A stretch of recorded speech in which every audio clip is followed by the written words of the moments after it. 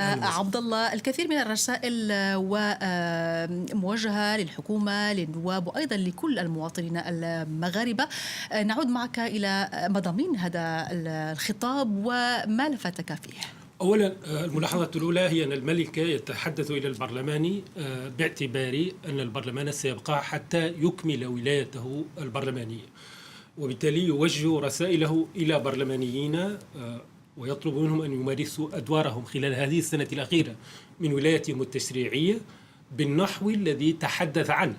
وهذا النحو الذي تحدث عنه طبعا يعكس إلى حد ما، دون أن تكون هنالك إعلانات صريحة واضحة لخطوات ملموسة سيقام بها خلال الفترة المقبلة، لكن هنالك نجد صدى لمطالب المتظاهرين في الأيام الماضية، متظاهري حراك جيل زد، لأن الملك تحدث عن ضرورة صيانة الحريات وحقوق المواطنين، وهذا يمكن ربطه بمطالبات قطاعات من المتظاهرين وأوساط أخرى من النخبة المغربية، لا سيما أولئك الذين وقعوا عريضة وقع عليها عشرات من المثقفين والسياسيين والشخصيات العامة في المغرب، وطالبت بالإفراج عن المعتقلين إبان هذا الحراك وعن السجناء السياسيين والسجناء الرأي ومعتقليه في المغرب.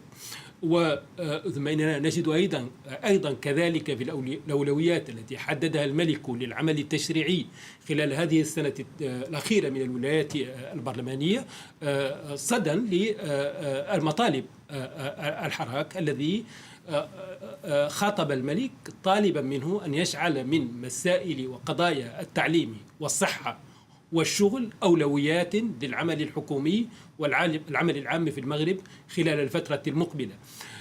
الواقع أن الملك هنا تحدث بشكل ينسجم كليا مع خطابه السابق إبان عيد العرش في يوليو تموز الماضي، حينما لاحظ بأن المغرب أن التنمية في المغرب تسير بسرعتين متفاوتتين. سرعة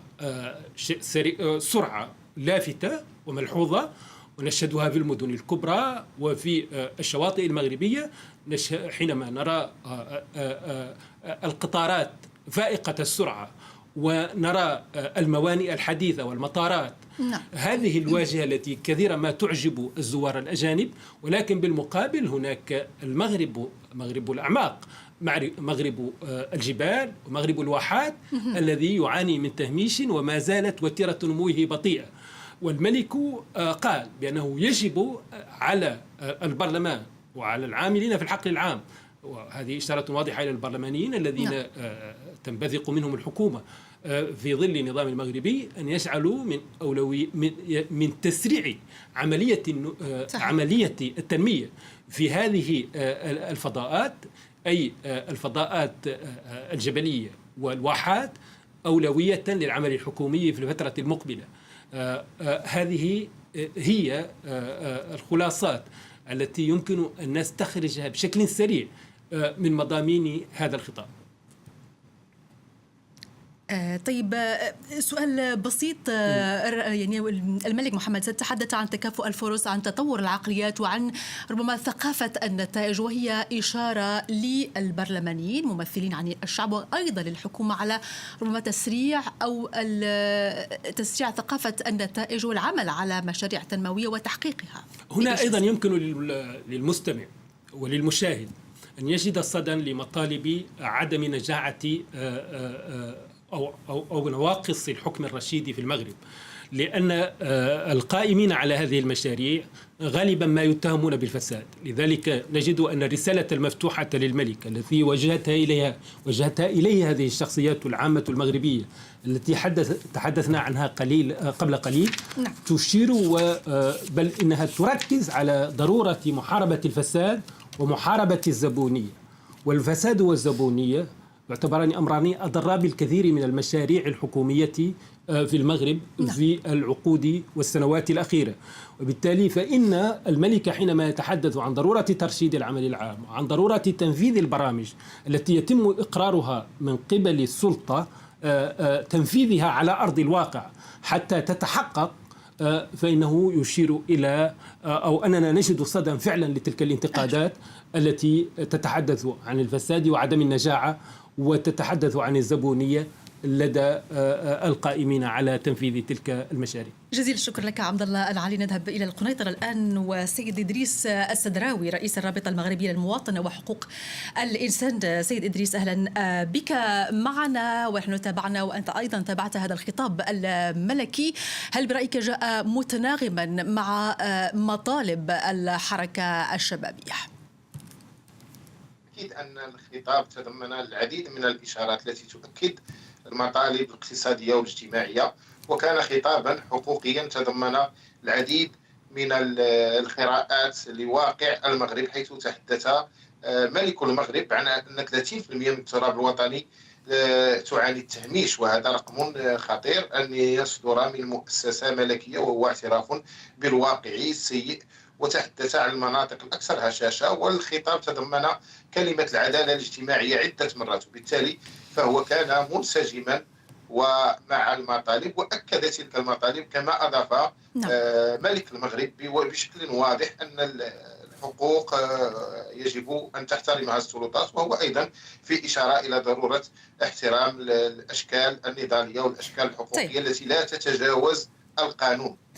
سيد إدريس، ليست المرة الأولى التي يدعو فيها الملك محمد السادس إلى مسألة العدالة الاجتماعية. تحدث عن محاربة الفوارق، كونه ليس مجرد شعار ولكن كونه توجه استراتيجي لدى الملك. تحدث عن تكافؤ الفرص وأيضا تطور في العقليات. هل هي رسالة واضحة المضامين بالنسبة للحكومة وأيضا بالنسبة لنواب البرلمان الذين هم في نهاية المطاف ممثلون عن الشعب المغربي؟ أكيد. أولا هذا الخطاب سياقه العام ليس تجاوبا أو لا سياق أو ليس ردا على الاحتجاجات ديال الشباب الذي خرج يطالب بالعديد من حقوق، بل هو خطاب يوجه إلى نواب الأمة كما يطلق عليهم في المغرب، وإلى البرلمانيين الذين يؤكدون الجميع.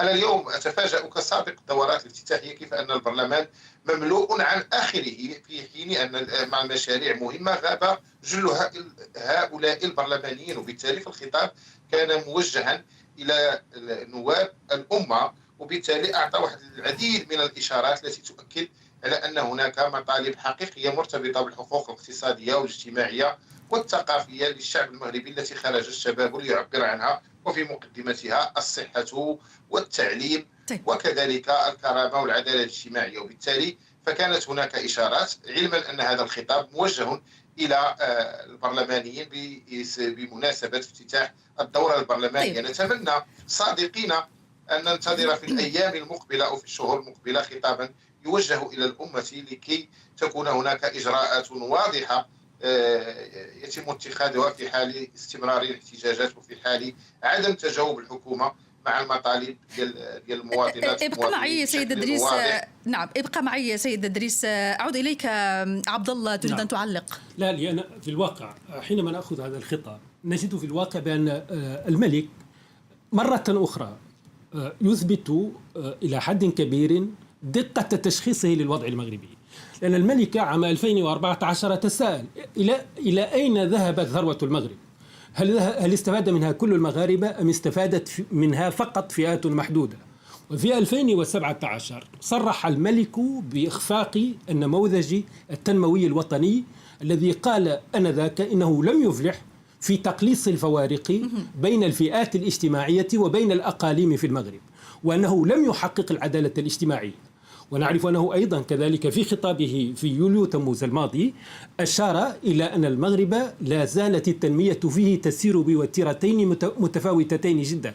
وهذا يطرح التساؤل: كيف يمكن لبلد تمارس فيه الملكية دورا رئيسيا في السلطة التنفيذية يشخص فيه الملك منذ السنوات وضع البلد دون أن تتبع ذلك نحن شخصنا المرض، ولكن مع ذلك لم توضع علاجات استراتيجية واضحة ووصفات من شأنها القضاء على المرض من جذوره حتى الآن، رغم الدور المركزي للملكية في السلطة في المغرب. طيب أنا بهذا السؤال للأستاذ دريس السدراوي، يعني زميلي هنا سيد عبد الله العالي يقول أن المرض تم تشخيصه بطريقة جد فعلية وواضحة من قبل الملك. الآن هذا الخطاب يأتي متزامنا مع هذه المطالب لشباب زد 212.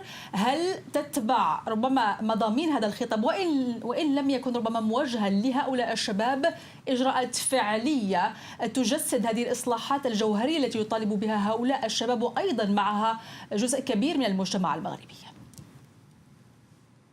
أكيد أن تشخيص الواقع عبر الخطاب الملكية هو واضح، خصوصا قبل شهور سمعنا من خلال الخطاب الملكي بمناسبة عيد العرش أن المغرب يسير بسرعة، وهذا واقع حقيقي. عندما نتحدث مثلا على الاحتجاجات العنيفة لساكنة سي الطيبين التي تعيش الفقر وتعيش الحرمان وتعيش أبسط متطلبات الحياة، وهي لا تبعد عن 20 كيلومتر عن مدينة الرباط. وبالتالي فالملك يشخص الواقع بقوة وبتحليل واقعي، لكن مع كل أسف الحكومة لا تتجاوب، لا توجد هناك إجراءات فعالة، مع كل أسف من الأشياء التي تدفع المغاربة إلى اليأس وإلى ابتكار أساليب نضالية واحتجاجية هي أن المغاربة جربوا كل الحكومات، اليسار اليمين، جربوا الحكومة الإسلامية، وبالتالي فالمغاربة يائسون من تعاقب الحكومات ولا يرون بديل حقيقي يمكن أن يحل مشاكلهم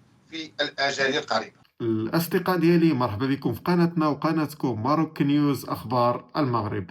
إذا كنتي أول مرة كتشاهد القناة ديالنا فما تبخلش علينا بالتعليقات، بالإعجاب، بالبارطاج وبالاشتراك في القناة.